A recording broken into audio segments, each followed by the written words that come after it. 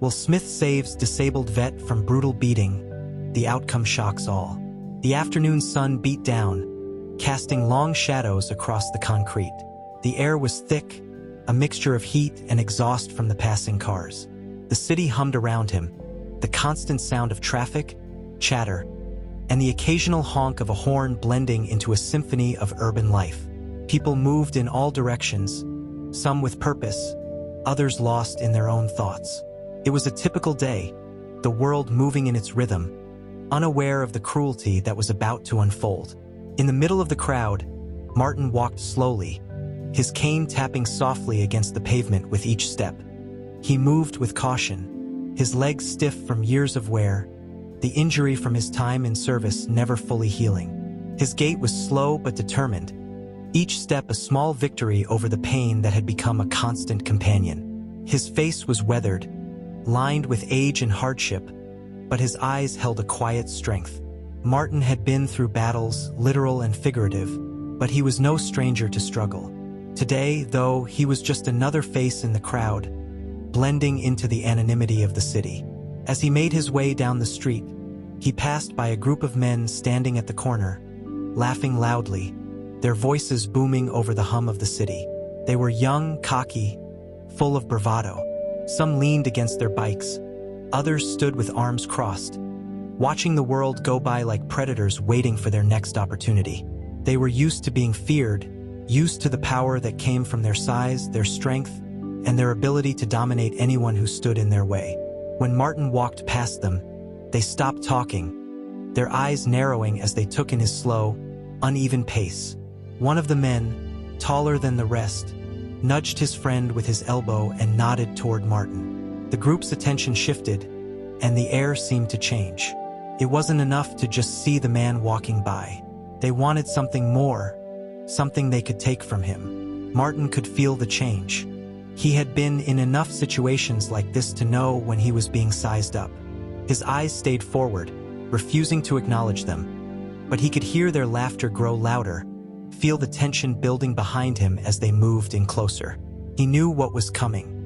"Hey, old man," one of the men called out, his voice loud, grating, and full of mockery. "Where you going? You lost or just taking your sweet time?" Martin didn't answer, continuing his slow pace. His grip on the cane tightened slightly, but he didn't turn around. He had learned long ago that silence was often the best defense, but they weren't letting him walk away so easily. The taunting continued, louder now, as if they were testing him, pushing him to react. "Come on, slowpoke. What's the matter? Too tired to walk fast?" Another voice joined in, followed by a few chuckles. Martin's heart rate increased, but he kept moving, forcing himself to stay calm. He had been in dangerous situations before, situations where words and gestures turned into something more, but he wasn't looking for a fight today. He didn't have the strength for it, physically or emotionally. One of the men stepped in front of him, blocking his path.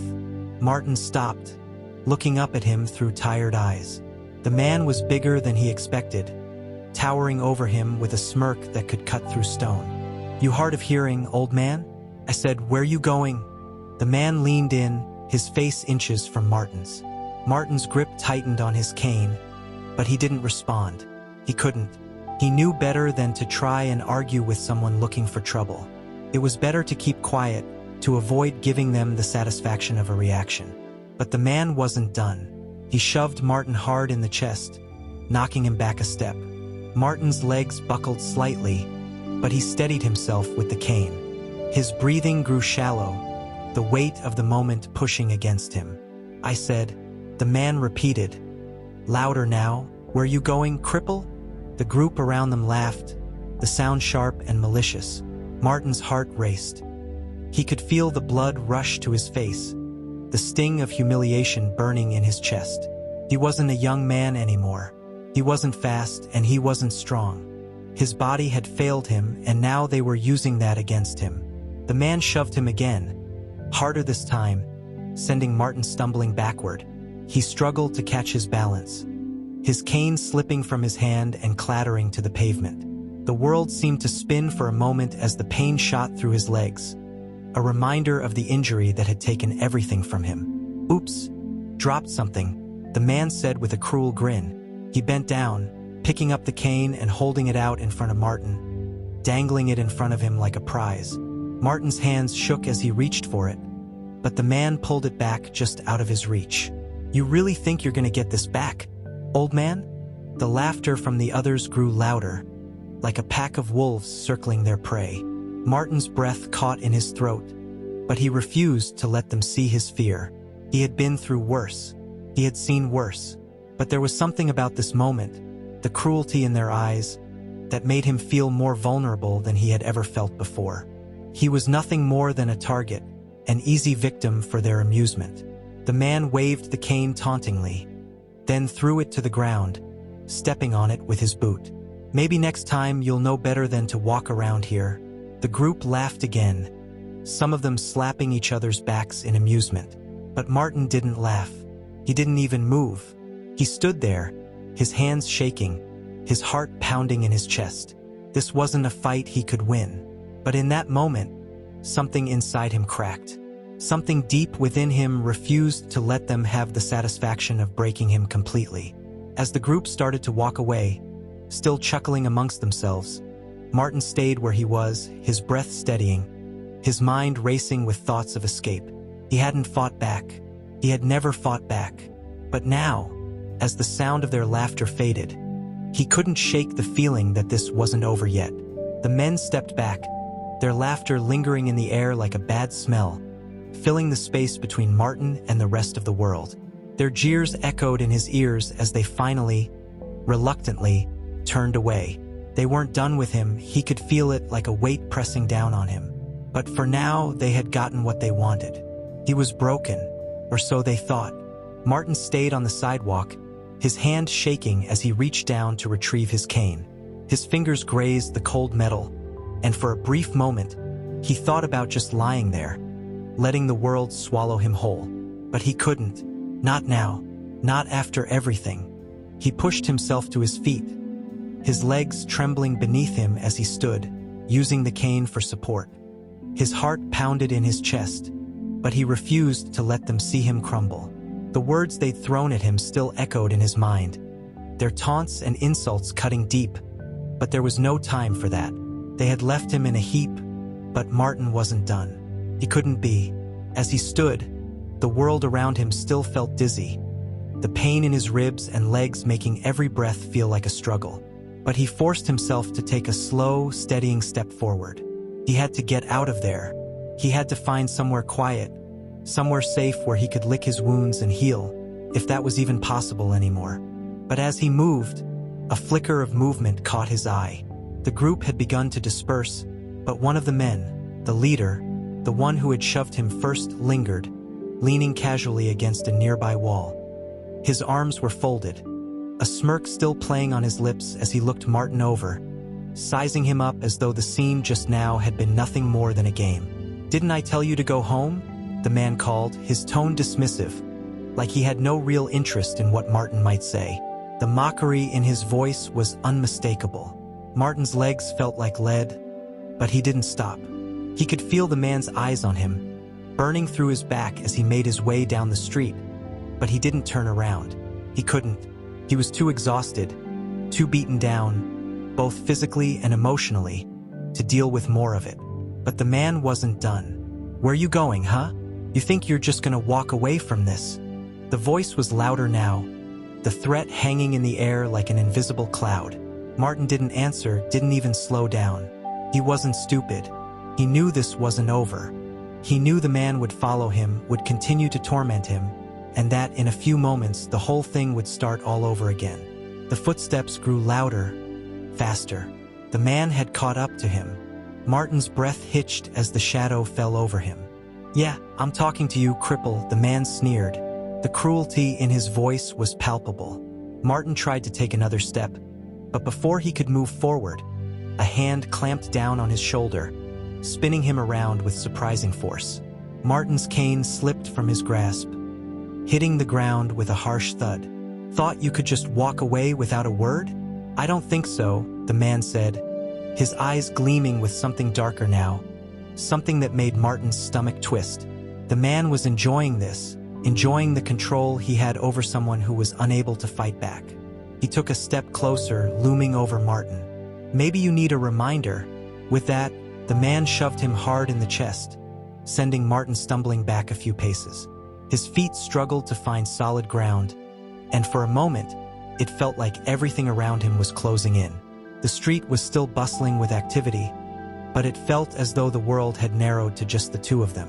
Martin's heart was hammering in his chest, his mouth dry. Every part of his body was telling him to run, to get out, but his legs wouldn't move fast enough. The man leaned in, his breath hot and foul against Martin's face. "What do you think? You think I'm just gonna let you go? Think again." Martin's heart pounded in his chest, his mind screaming at him to stand his ground, to push back. But his limbs were weak. The years of pain, the constant reminder of his own limitations, made him feel small, insignificant. He couldn't fight back, and that, in itself, felt like defeat. The man chuckled, seeing the vulnerability in Martin's eyes. He took another step closer, his voice dropping to a cold whisper. "You don't get to walk around like you own this place. You don't get to be someone, not in my world." The cruelty in his words was venomous, and it hit Martin like a physical blow. The man shoved him again, this time with more force. Martin felt his back hit the cold concrete of the sidewalk, the impact making his vision blur. His breath was stolen from his chest, and for a moment, everything seemed to stop. But he couldn't stay on the ground. He couldn't give them the satisfaction.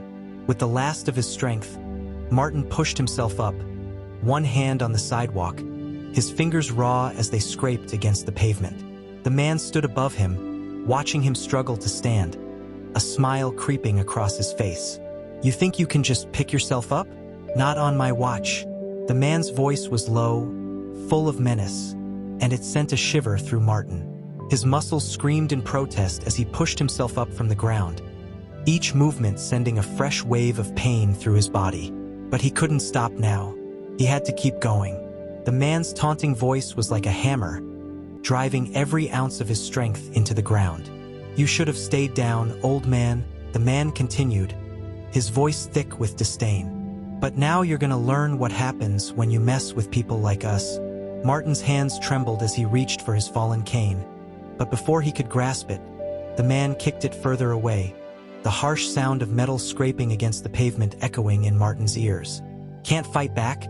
Can you?" The man circled Martin like a predator, his steps slow, deliberate, savoring the fear in Martin's eyes. "I thought you'd put up more of a fight. Guess I overestimated you." Martin's throat tightened, his heart pounding so loudly he thought it might burst from his chest. He couldn't let this happen. Not again. Not today. But his body was failing him. His leg, the one he used for support, burned with every step, the old injury flaring up with every breath. He couldn't rely on it anymore, not the way he once had. The cane, the one thing that had always been there to help him, was now just a distant hope lying a few feet away, out of reach. The man stepped closer, his hands balled into fists, his stance wide as he towered over Martin. He leaned down, forcing Martin to meet his gaze. "You're weak, pathetic, and you thought you could walk around here like you were one of us? You don't belong here. You never did." The words felt like they were sinking into Martin's bones, making him feel smaller and more powerless with every breath. He had fought for his country, for something bigger than himself, but here, in this moment, he was nothing. He was just a man who couldn't stand on his own, a man who had nothing left to give. The man continued his assault with cruel words, each one digging deeper into Martin's mind, eroding the fragile walls of his resolve. "You were a soldier, huh? A hero, you think? Doesn't mean anything here. Not anymore." Martin's eyes blurred as he tried to focus, tried to ignore the physical pain and the emotional weight that threatened to swallow him whole. He had learned to survive on the battlefield. He had learned to push through the worst of it. But this was different. This wasn't a battle he could win with strength alone. This was a battle of will, and it felt like he was losing. "You're nothing now," the man hissed, his face inches from Martin's, his breath foul with alcohol. Just another broken old man. The taunts continued, and Martin could feel the heat rising in his chest. Anger, rage, even began to bubble up from deep within him, but it was a fire he couldn't control. His body was betraying him. His legs were shaking, his muscles cramping, but the man in front of him didn't care. He didn't care that Martin couldn't defend himself, that Martin couldn't fight back. All he saw was an opportunity to push someone around, to feel powerful in a world that didn't give him enough of that power. Martin swallowed hard, trying to clear his thoughts, trying to block out the man's words, the laughter of the others in the background. His vision swam, but he forced himself to focus. He had to do something. He had to push back, somehow. But just as the man raised his fist, Martin saw it. Out of the corner of his eye, a flash of motion. The sound of footsteps, heavy and purposeful, cut through the tension, growing louder with each passing second. The man froze for a moment, his fist still raised, as if trying to gauge whether the approaching figure would interfere. But Martin couldn't focus on that right now. His body was screaming, his chest aching from the effort to stay upright, but he had to hold on. The feeling of the man's presence looming over him, of his fists hanging in the air, was suffocating. But Martin couldn't stop the fight that was about to happen. Not now. Not unless something changed. The man's face twisted into a sneer as he turned his attention back to Martin. So what now, huh? You think someone's gonna help you? You think you deserve help? The footsteps grew louder, closer. There was a crack in the air, like the tension itself was about to snap. But then, just as the man prepared to strike, the shadow of a new figure appeared at the edge of the sidewalk. The stranger didn't hesitate. Without a word, the figure lunged forward, quick and sure. The man, too caught up in his own actions, didn't see it coming. A strong hand grabbed his wrist, halting the blow mid-air. The stranger's grip was unyielding, and the man's sneer faltered, replaced by confusion. He tried to jerk his arm back, but the hand didn't let go. Let go of him. The voice was calm but firm, and there was a power in it that made the man pause. The words were simple, but the way they were said made it clear that the speaker wasn't going anywhere without a fight. The man tried to pull free, but the grip on his wrist tightened, and the figure stepped forward, blocking him from Martin. "You don't want to do this," the figure said, his voice low, but carrying a weight of authority that caused the man to hesitate. Martin's head swam, his mind still struggling to catch up. He could barely make out the details of the figure who stood between him and the man. But the way the stranger moved, the way he stood, it was different, confident, unafraid. The man looked the stranger up and down, sizing him up with a mixture of disbelief and anger. "Who the hell are you?" he repeated, his voice rising with a trace of uncertainty, as if he wasn't sure whether to escalate or retreat. The stranger didn't flinch. He stood tall, shoulders square, his presence filling the space between them, calm but unmistakably powerful. His eyes were locked on the man's, unwavering, and there was something in his posture that made it clear. He wasn't backing down. "You really want to find out?" The stranger's voice was smooth but carried an edge, a quiet, controlled intensity that seemed to cut through the noise of the street. It was Will Smith. Will's gaze never wavered from the man's face, and in that moment, the man hesitated. He had been used to throwing his weight around, used to being the one in control. But now, in the face of someone who didn't flinch, someone who wasn't afraid, doubt began to creep in. The man straightened up, trying to regain his composure, his bravado. "What, you think you can just step in and fix this? This isn't your problem, buddy. Keep walking and you won't get hurt." Will's eyes narrowed slightly. "I don't think you get it. I'm not just stepping in." He stepped closer to the man, his voice dropping a few octaves, but carrying an authority that made the man pause. "You think this is fun? What you're doing to him?" Will nodded toward Martin, who was still standing behind him, swaying slightly but holding on to his cane. "This is pathetic." The man clenched his fists, trying to suppress the flicker of uncertainty in his eyes. "Who the hell are you to tell me what's pathetic?" he spat, trying to maintain control of the situation. "Just because you're bigger than me doesn't mean I'm gonna back down." Will didn't respond immediately. He didn't need to. The way he carried himself, the way he held the man's gaze without flinching, was enough to make the tension palpable. The others in the background, the ones who had laughed earlier, were now silent, watching, unsure of what to do. "I'm not trying to scare you," Will said, his voice calm, steady. "I just want you to understand. You think you can just push people around because it makes you feel big, right? But it doesn't work like that."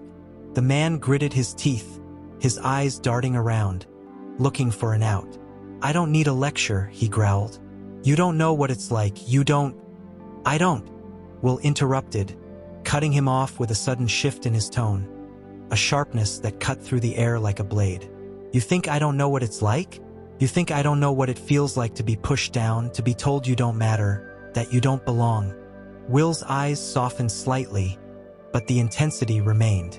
"I get it, but you don't get to do this to people. You don't get to make others feel small so you can feel bigger." For a split second, the man faltered. There was something in Will's words, something in the conviction in his eyes, that struck a chord. He opened his mouth, but the words seemed to catch in his throat. He stepped back slightly, as if uncertain about how to proceed. The pause was brief, but in that moment, Will didn't break eye contact. He took another step closer, his presence dominating the space between them. "You know what happens when you keep pushing people down? They start believing they don't deserve to stand up again. They start thinking there's no point in even trying."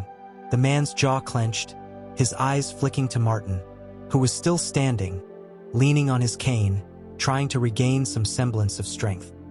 His breath was shallow, his body still trembling slightly, but there was no mistaking the resilience in his posture, in the way he refused to be completely defeated. "You can keep going," Will continued, his voice quieter now, but no less firm. "You can keep bullying and breaking people like him, or you can choose to walk away. It's that simple." The man's hands twitched, his fingers flexing as if ready to strike again. His eyes narrowed, his face flushed with the adrenaline of conflict. But he didn't move. Not yet. Will didn't give him time to decide. He kept his stance firm, unwavering. "Because if you keep going, it's not just Martin you're messing with," Will said, his voice lowering, each word hanging in the air with weight. "You're messing with anyone who's ever been stepped on. Anyone who's ever been told they don't matter. You're messing with people who will fight back no matter what it takes." The man took a step back, but his eyes were still locked on Will's. He was conflicted, caught between the urge to fight and the growing doubt that Will was making him feel. But it wasn't just Will's words. It was the force of his presence, the way he made the space feel different, safer, more grounded. The silence that stretched between them felt heavier than the words that had been exchanged. The man's chest rose and fell with his breathing, his knuckles still white from clenching his fists. Will didn't move, didn't break his gaze. Martin, still leaning on his cane, watched the exchange carefully. His body was aching, the pain in his chest sharp and relentless. But there was a glimmer of something in him that hadn't been there before. Maybe it was hope, maybe it was defiance. But whatever it was enough to make him stand a little taller, to fight the urge to sink back down into the shadows. For a long moment, the two men stood there, locked in a silent standoff. The group of onlookers, those who had previously been silent or laughing, watched the scene unfold, unsure of what would happen next. The man, though still clearly agitated, seemed less certain now, his posture stiff, his fists still clenched. Will took another step closer, his presence unwavering. "You can walk away right now," he said, his voice still calm, but now carrying an undercurrent of warning. "Or you can keep going, and we'll see how that turns out for you." The tension hung thick in the air, and for a moment, it seemed as though the world itself had paused, waiting for the man's response. But before he could say another word, something shifted. The footsteps of someone else were heard approaching, fast and determined. The footsteps grew louder, more urgent, and the man's attention wavered, flicking toward the sound. The tension in the air thickened as the unfamiliar presence approached. Will, sensing the shift, didn't let up. His stance remained solid, unwavering, like an immovable force standing between the man and the victim. He wasn't going anywhere, not until he knew this was over, not until Martin was safe. Just as the man seemed to consider his next move, the sound of a car door slamming shut pierced the stillness. The screech of tires, the sudden rush of air. Someone was coming quickly. The group of men stood still for a moment, uncertain, glancing around to see where this new person was coming from. They didn't know who was approaching, but they could feel the change. And then Will spoke again, his voice carrying a deeper, more authoritative edge. "This is your last chance. You walk away now and we're done here, but keep pushing and you'll regret it. This isn't just about you and me anymore." The man looked between Will and Martin, his jaw clenched, still trying to regain control of the situation. His eyes flicked to the other men around him, as if looking for support, but his companions had grown quiet. They stood back, uncertain, watching the interaction unfold. "Who the hell do you think you are?" The man spat, his words filled with venom, but there was a trace of doubt now, a flicker of uncertainty in his eyes. Will's confidence, his unshakable presence, had started to wear down his bravado. "You think you can just waltz in here and tell me what to do?" Will stood tall, his eyes unwavering. "I'm someone who knows how to handle this," he said, motioning vaguely to the scene around them. The tension, the cruelty, the crowd growing in the background. "I'm someone who knows when a man's pride is bigger than his brain. You've got a choice. Walk away now or stay and face the consequences." The man's face twitched as his fists clenched, but something had shifted inside him. He wasn't sure if he wanted to test Will, to see if this calm, collected stranger was bluffing, or if he was really as serious as he sounded. His anger was still there, but it was tempered now by the fear of being exposed, of being shown up. Will's voice dropped again, lower this time, laced with a calm finality. "Because I'm not going to stand here and watch you break him. You don't know anything about him, what he's been through, what he's survived. But I do. And I'm not going to let you take that from him." The words hit harder than Will intended, not just because they were truthful, but because they rang with experience, with a deep understanding that the man could never grasp. Will wasn't just talking about physical strength. He was talking about the kind of strength that came from surviving battles far worse than this one. The man blinked, his expression faltering for a moment as he looked at Martin, who was still standing, still holding on to his cane, but with something new in his eyes. Not the same helplessness.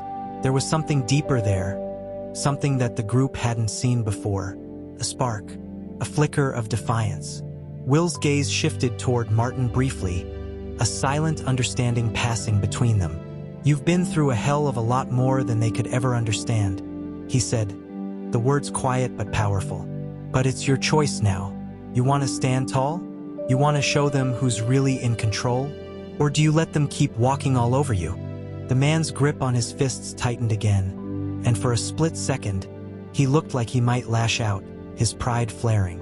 But the doubt that Will's words had planted in him lingered, and his posture shifted, becoming less aggressive and more defensive. Then, the sound of approaching footsteps broke the moment of tense silence. The man turned sharply, his eyes narrowing as he saw who was coming. It was a woman, tall, confident, and dressed in a way that exuded authority.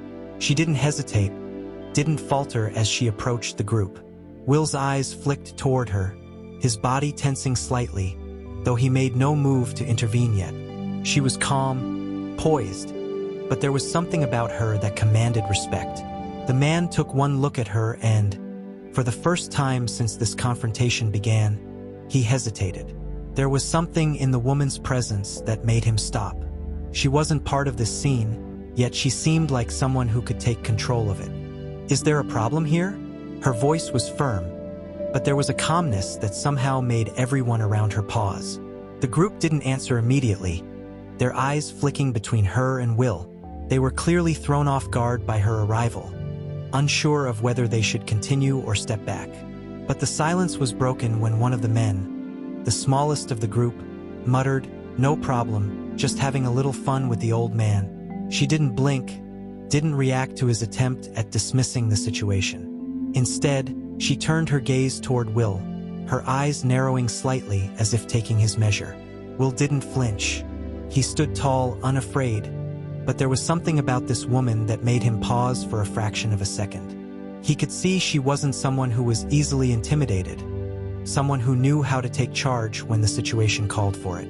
She spoke again, her voice sharp, like the click of a switch. "I don't think this is the kind of fun you're looking for," she said, and the words seemed to cut through the tension like a hot knife through butter. "I suggest you leave him alone. All of you, you think you can just waltz in here and tell us what to do?"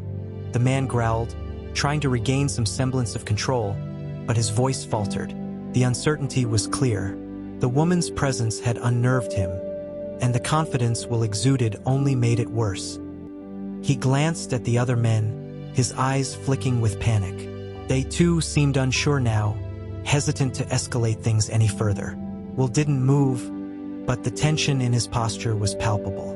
His eyes never left the leader of the group, his stance firm and unyielding. "Yeah, I think I can.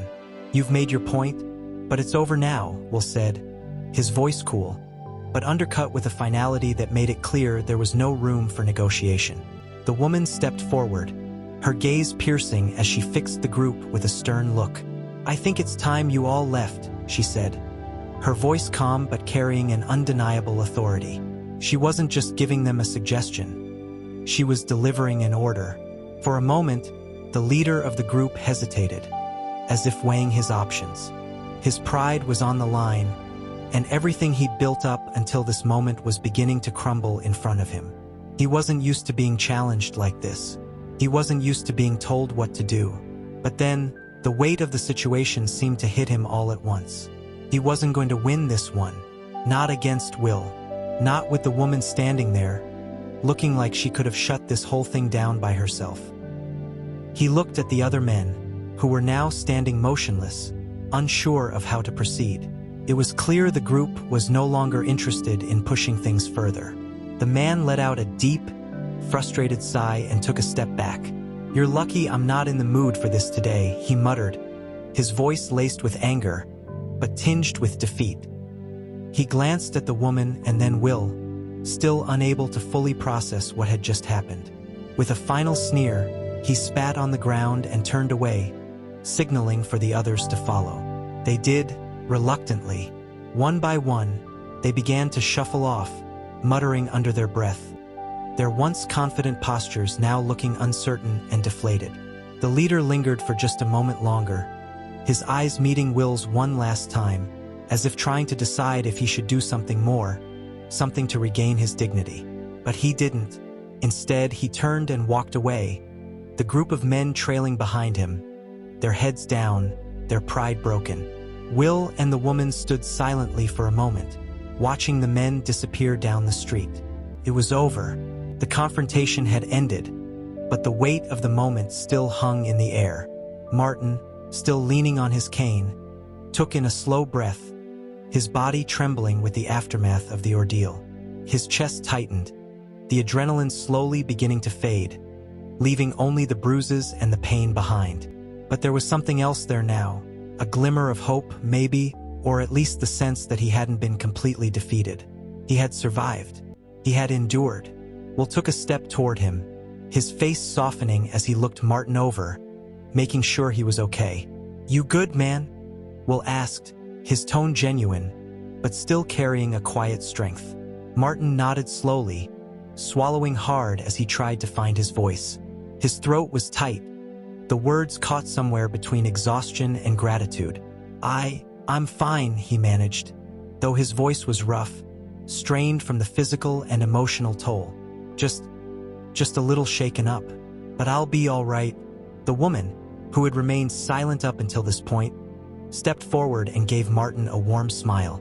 "You handled yourself better than most would have in that situation," she said kindly, her tone full of reassurance. "You've got more fight in you than they gave you credit for." Martin managed a small, tired smile. "I didn't have much choice," he muttered, though the glimmer of pride in his eyes didn't go unnoticed. He straightened up slightly, leaning more confidently on his cane. For the first time in what felt like hours, he felt a little less like the victim in this scenario. Will chuckled, nodding in agreement. It's not always about fighting back with your fists, he said, giving Martin a look of understanding. Sometimes, it's about standing tall even when it feels like everything's trying to knock you down. Martin looked at Will for a long moment, taking in the man's presence. There was something about the way he spoke, about the way he carried himself, that made him feel seen. For the first time today, Martin felt like he wasn't invisible. "You're lucky," Martin said quietly, his voice more reflective now, "to be able to stand like that, to have the strength to step in, to stop them. I didn't think anyone would."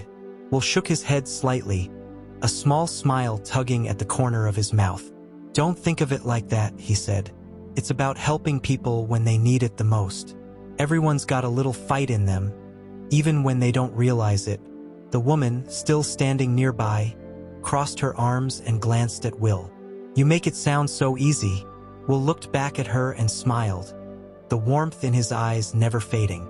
"It's not easy," he said, his voice softer now, "but it's worth it." Martin looked between the two of them, his chest still tight but something else beginning to form inside him. Maybe it was hope. Maybe it was the realization that, even in the worst of times, there were people who would stand up for what was right. Will placed a hand on Martin's shoulder, his grip firm but gentle. "You're not alone, all right? We all need a little help now and then." Martin nodded, the tightness in his chest loosening just a little.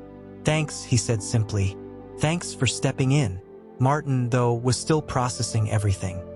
His breath was coming slower now, the adrenaline ebbing away to leave a weary ache in its place. He glanced at Will, then back to the woman who had intervened. She had been quiet until now, standing just a few paces away, watching the interaction unfold. She hadn't said much, but her presence was undeniably powerful. For a moment, Martin thought he might have imagined her. He had been so focused on Will, on the man who had stepped in to stop the fight, that he hadn't fully considered the woman's role. But now, as the silence stretched, he couldn't ignore her any longer. Will followed Martin's gaze and chuckled softly, as if reading his thoughts. "Don't let her fool you, man," he said with a grin. "She's not just a stranger with a strong sense of justice." Martin looked back at Will, a puzzled look crossing his face. Will's smile widened as he turned his attention toward the woman. "You've been quiet long enough, don't you think?" The woman, who had been standing just off to the side, let out a small laugh and rolled her eyes. "I was letting you handle the heavy lifting," she said, her tone playful but warm. And then, without missing a beat, she removed her sunglasses and gave Martin a smile that seemed entirely too familiar, as if he should recognize it. The realization hit him like a tidal wave, and for a brief moment, everything around him went quiet. She wasn't just anyone. Martin's eyes widened in shock as he stared at her. She was none other than the beloved actress, the actress Margot Robbie. Her face, so often seen on screens, now standing before him, as real as life itself. The woman who had won countless awards, whose name graced the covers of magazines. Her reputation for grace and philanthropy was well known, but to see her standing here, in front of him, so unassuming, felt surreal. "Wait, Martin stammered, his mind scrambling to process the surprise. Yes, I am," she said with a soft chuckle, her smile never fading. I know, it's a little hard to believe, right? But I assure you, I'm very much real." Will stepped in, his grin widening. "She's a lot more than what you've seen on TV," he said with a playful wink. "Trust me, Martin, she's the real deal." He glanced at her, his tone shifting slightly. "I told you, didn't I? You never know who's watching, or who's willing to stand up when it counts." The woman turned her attention back to Martin, her expression softening with genuine empathy. "I've seen people like you before," she said quietly. "People who are pushed to the edge and treated like they don't matter. But you matter. Every person matters. And I've made it my life's mission to ensure they know that." Martin could barely process the words. He had always admired her work, of course. Her roles on screen were legendary, but seeing her now not as a celebrity, but as someone who genuinely cared, someone who had stepped in to help him when no one else would, was something else entirely. I didn't expect this," Martin finally managed to say, his voice still a bit shaky. "I thought it was just some kind of random intervention. But now you know," she said, her voice gentle but firm, as if grounding him back to the present moment.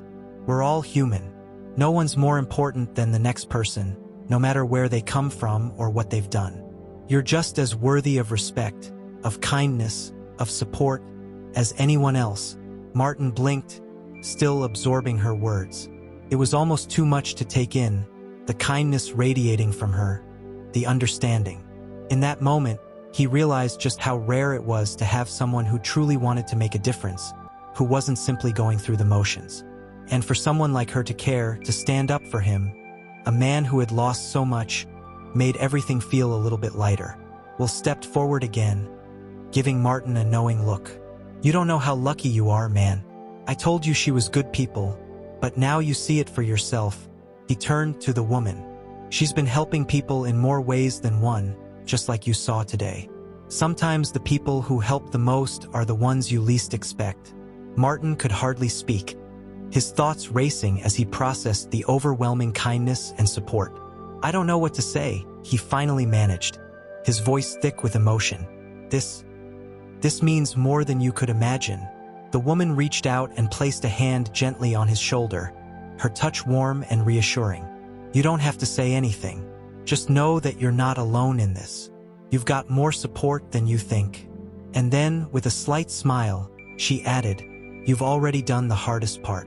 You stood your ground." Martin's chest tightened, but this time, it wasn't from the pain of the physical bruises. It was something else, a swelling sense of gratitude, of pride. For the first time in a long time, he felt like he could stand tall again. "You've got a long way to go, but you're not doing it alone," Will added, his voice more serious now. "I'm here for you, and so is she." The next few days were a blur of good news for Martin. What had started as an unthinkable encounter, a cruel beating on the streets, had somehow turned into a turning point in his life. The kind of moment he'd never seen coming, not in a million years. After they had left the street corner, promising to follow up and make sure Martin was all right, he had found himself sitting in the quiet of his apartment, still processing the strange but powerful events that had unfolded. His bruises ached, his body sore from the blows, but it was more than just physical pain that lingered. It was the emotional toll, the doubt, the isolation, the feeling that his service had long been forgotten, that his sacrifices had meant little in the eyes of the world. But now, for the first time in years, he felt like he was seen. The days passed, but Martin couldn't shake the sense of change, the feeling that things were starting to look up. Will had kept his promise, checking in regularly, offering to help in ways that were beyond what he had expected. Margot, too, had kept in touch. Martin learned that her name was Margot Robbie, and her impact on people went far beyond her celebrity status. She had a foundation for veterans like him, and she had reached out to make sure Martin's medical needs were addressed, that his future could be a little more secure. It was late one afternoon when Margot called. Her voice was warm, as always, but there was an underlying sense of urgency, like she was offering something that couldn't be taken for granted. "Martin," she said, "I've been speaking to some people who work with Veteran Affairs. They've been looking into your case, and we've managed to fast-track a few things. I want you to know we're doing everything we can to make sure you're taken care of. This includes your disability benefits, housing, and any medical assistance you need." Martin's breath caught in his throat. He had been applying for help for years, and every rejection letter, every unanswered call, had chipped away at his resolve. But now, the possibility of a real future was beginning to materialize. The weight of it, the promise that things were changing, was overwhelming. "I don't know how to thank you," he said, his voice thick with emotion. He didn't even know if he could find the words to express the gratitude that flooded him. I never thought anyone would care. Not like this." "You don't have to thank me, Martin," Margot replied. "You've already done enough. You've served your country, given more than most can imagine, and now it's our turn to give back. This is the least we can do for someone like you. You've earned it." Over the next few weeks, everything began to shift. Martin's disability claim was fast-tracked, his housing was secured, and his medical needs were addressed in ways he had never imagined possible. A dedicated team of specialists worked with him on his rehabilitation, and the pain in his legs, though never fully gone, began to lessen. He was given access to therapy, physical and emotional, and for the first time in a long time he started to feel like he had a place in the world again. Will had kept in touch as well, always checking in on him, making sure he was adjusting to the changes in his life. One afternoon, he even dropped by with a package, a symbol of the connection they'd formed during that fateful encounter. Inside, Martin found a letter of recommendation, an offer to help with finding work, and a small stipend to help him get back on his feet. "You're not doing this alone, Martin," Will had said with a grin, his hand clapping him on the back. "This is a team effort now." With all of the help he'd received, Martin finally felt like he had something to hold on to. The gratitude he felt for both Will and Margot was immeasurable. They hadn't just helped him survive, they had helped him reclaim a future he thought was lost. The next month, Martin found himself sitting in a small office, signing the paperwork that would secure his future. He had a new job lined up, thanks to Will's connections, and a place to call home that was his own, thanks to Margot's tireless work. As he looked over the documents, his hand still trembling slightly from the effort, he found himself smiling. The man who had walked away from that confrontation on the street, broken and beaten, was no longer the same man who sat at that desk. That night, after everything had been settled, Martin took a moment to reflect. The darkness, the doubts, the isolation, all of that had been replaced with something else. A sense of purpose, a future. The phone rang, and when Martin picked it up, it was Margot again. "Hey Martin," she said, her voice bright. "I wanted to check in, see how you were doing. How's everything going with the new place?" It's great," Martin replied, his voice full of emotion. "I can't thank you enough. I really can't." Margot laughed softly, the warmth in her voice never wavering. "You don't need to thank me. I'm just happy you're getting what you deserve. And remember, you're always part of our family now. We're all in this together." And with that, the weight that had hung over Martin for so many years seemed to lift just a little bit more. He wasn't alone anymore. He had support. He had people who cared. And he had a future. As he hung up the phone, Martin stood by the window of his new apartment, looking out over the city as the sun dipped below the horizon. For the first time in a long time, he felt hope. Real hope. And in that moment, he knew that no matter what happened next, he wasn't alone. Not anymore.